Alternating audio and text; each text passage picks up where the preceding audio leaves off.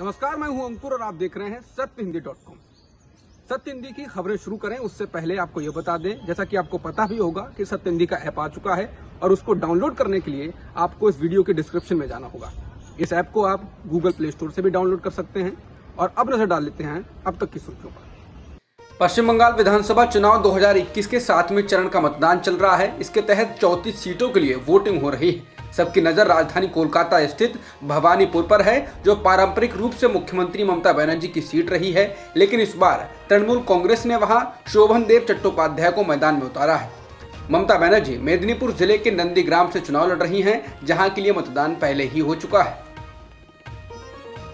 पश्चिम बंगाल में कोरोना संक्रमण ने रफ्तार पकड़ ली है। पिछले एक दिन में कोरोना के 15,889 नए मामले सामने आए हैं और 57 लोगों की जान गई है। इसके एक दिन पहले भी रिकॉर्ड 14,281 नए मामले सामने आए थे और 59 लोगों की मौत हुई थी। वहीं कोलकाता की हालत इतनी खराब बताई जा रही है कि यहां RT-PCR जांच करवाने वाला हर दूसरा व्यक्ति कोरोना पॉजिटिव पाया जा रहा है। बंगाल में 7वें चरण के मतदान के बीच प्रधानमंत्री मोदी ने लोगों से अपील की है कि वो मताधिकार का प्रयोग करें। इसके साथ ही इस दौरान कोरोना से जुड़े सभी दिशा निर्देशों का पालन भी करें। ऑक्सीजन की किल्लत, कोरोना टीके की कमी और PPE व जांच किट्स की कमी के बीच भारत में एक दिन में नए कोरोना संक्रमण के मामले 3.5 लाख की सीमा को पार कर गए हैं। सोमवार की सुबह स्वास्थ्य विभाग से दी गई जानकारी के मुताबिक पिछले एक दिन में देश में कोरोना के 3,52,991 नए मामले सामने आए हैं और 2,812 लोगों की मौत हुई है। इसके एक दिन पहले ये संख्या 3,49,000 थी, यानी कोरोना संक्रमण की रफ्तार में कमी नहीं आ रही है। केंद्र सरकार ने कहा है कि 18 से 44 साल के व्यक्तियों को केंद्र सरकार की ओर से मुफ्त में टीका नहीं दिया जाएगा। सरकार के मुताबिक 18 से 45 साल के बीच के लोग या तो प्राइवेट अस्पताल में पैसे देकर वैक्सीन लगवाएं या फिर राज्य सरकार की ओर से कम पैसे में वैक्सीन देने की व्यवस्था अगर की जा रही है तो वहां लगवाएं। मतलब इन उम्र के लोगों को केंद्र सरकार की तरफ से फ्री वैक्सीन नहीं दी जाएगी। वहीं इस बीच 13 राज्यों ने हर उम्र के लोगों को मुफ्त में वैक्सीन लगवाने का ऐलान कर दिया है। देश में ऑक्सीजन की कमी की खबरों के बीच हरियाणा के 2 अस्पतालों में कथित तौर पर 8 मरीजों की मौत ऑक्सीजन की कमी के कारण हो गई है।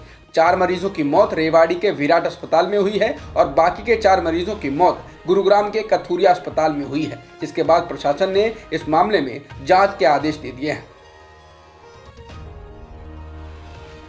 वित्त मंत्री निर्मला सीतारमण के पति पर्कल प्रभाकर सरकार की आलोचना करने के लिए एक बार फिर खबरों में हैं। अपने YouTube चैनल पर साप्ताहिक कार्यक्रम मिडवीक मैटर्स में उन्होंने कोरोना से लड़ने के मुद्दे पर केंद्र सरकार की तीखी आलोचना की। उन्होंने कहा कि सरकार ने समय रहते और पहले से चेतावनी मिलने के बावजूद कोरोना से लड़ने की जरूरी तैयारी नहीं की और सिर्फ हेडलाइंस मैनेजमेंट में ही लगी रही।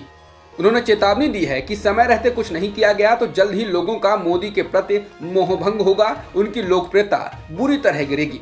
पर्कल प्रभाकर ने चुनावी रैलियों के अलावा कुंभ को लेकर भी सरकार को निशाने पर लिया। उन्होंने कहा कि कुंभ मेला का आयोजन किया गया, शाही स्नान हुआ, लाखों लोगों ने कुंभ में भाग लिया। राजनेताओं ने कहा कि उनके लिए धर्म बहुत ही जरूरी है। इसके अलावा पश्चिम बंगाल विधानसभा चुनाव के मुख्य प्रतिद्वंदी BJP और TMC ने कोरोना दिशा निर्देशों का खुलेआम उल्लंघन किया। ऐसे समय जब भारत में कोरोना के रोजाना लगभग 3.5 लाख नए मरीज सामने आ रहे हैं, कई देशों ने मदद का हाथ भी बढ़ाया है और कहा है कि वे इस महामारी से उबरने में भारत की हर मुमकिन मदद करेंगे।